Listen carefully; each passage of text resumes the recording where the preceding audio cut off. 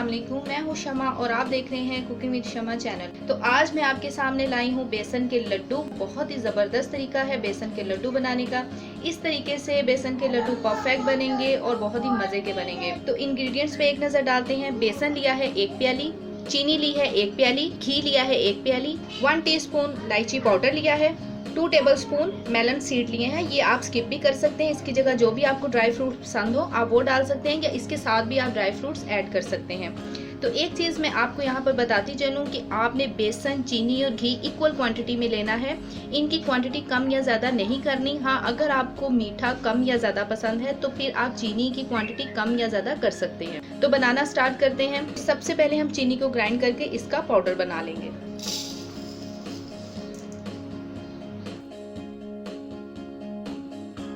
देखिए ये कितना फाइन पाउडर बना है चीनी का बहुत ही अच्छा पाउडर बन चुका है। अब चूल्हे को जलाते हैं और उसके ऊपर एक पैन रखते हैं। पैन हमारा गर्म हो चुका है। अब इसके अंदर घी डालेंगे। घी हम सारा नहीं डालेंगे, थोड़ा सा घी हम बचा लेंगे। घी के गर्म हो जाने पर हम इसके अंदर बेसन डालेंगे। याद रहे कि चूल्हे की आंच को धीमा रखना है, हाई फ्लेम पर इसे नहीं पकाना।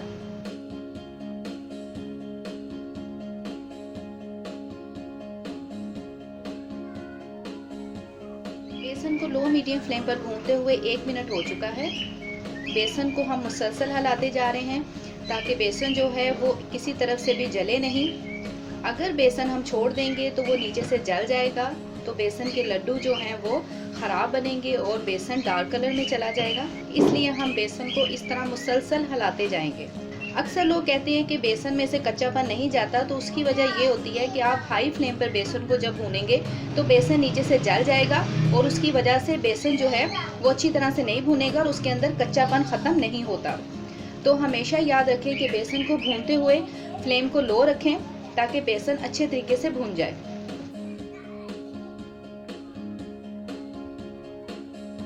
में से जब धीमी धीमी सी खुशबू आने लगे और बेसन का कलर जो है वो डार्क होना शुरू हो जाए तो आप समझ जाएं कि बेसन जो है वो अच्छी तरीके से भून चुका है।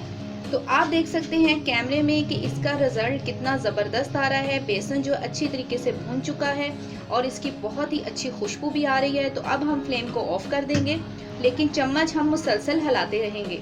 अगर हम चम्मच नहीं हिलाएंगे तो बेसन जो है वो नीचे से जल जाएगा और लड्डू हमारे ख़राब हो जाएंगे।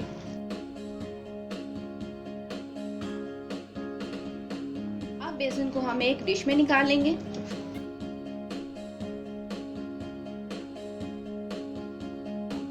बेसन को हमने ठंडा करने के लिए रख दिया है। इतनी देर में हम ड्राई फ्रूट्स को भून लेते हैं। पैन को गरम कर लिया है। अब ये मेलन सीड जो है ये इस पैन में डाल देंगे और इन्हें रोस्ट कर लेंगे।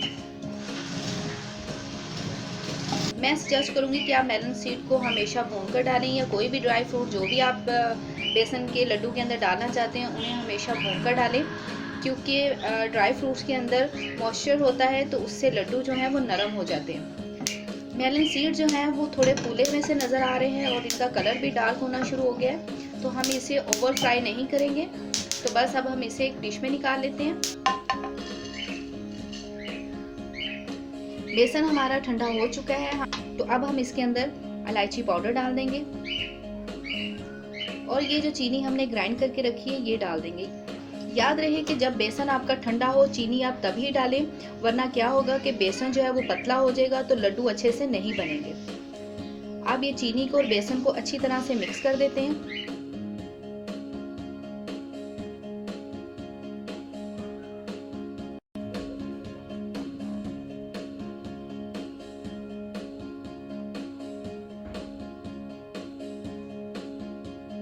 बेसन के अंदर अच्छी तरह से मिक्स हो चुकी है। अब हम इसके लड्डू बनाएंगे, लेकिन लड्डू बनाने से पहले हम इसके अंदर ये भुने हुए मेलन सीड डाल देंगे।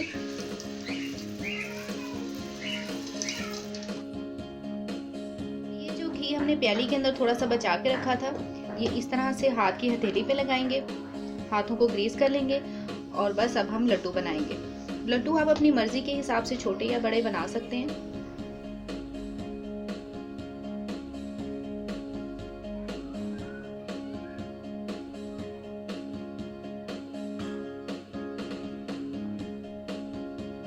तमाम लड्डू हमने बनाकर तैयार कर लिए हैं। लड्डू हमारे बनकर तैयार हैं और आप देख सकते हैं लड्डू कितने ज़बरदस्त तैयार हुए हैं। इनके अंदर से बिल्कुल बेसन का कच्चापन नहीं आएगा, मीठा एकदम बराबर है और ये बहुत ही सॉफ्ट बने हैं। आप इस रेसिपी को एज इट इज़ बनाएंगे तो आपके बेसन के लड्डू भी एकदम कमाल बनेंगे। तो आप इस रेसिपी को फॉलो करते हुए ज़रूर बेसन के लड्डू ट्राई कीजिएगा। और अगर आपको आज की वीडियो पसंद आई है तो वीडियो को लाइक करें, शेयर करें, कमेंट्स करें और मेरे चैनल को सब्सक्राइब करना बिल्कुल मत भूलिएगा। डॉक्टर शमा खान को दीजिए इजाज़त। मिलते हैं बहुत जल्द एक नई रेसिपी, एक नई वीडियो के साथ। तब तक के लिए अल्लाह हाफिज़।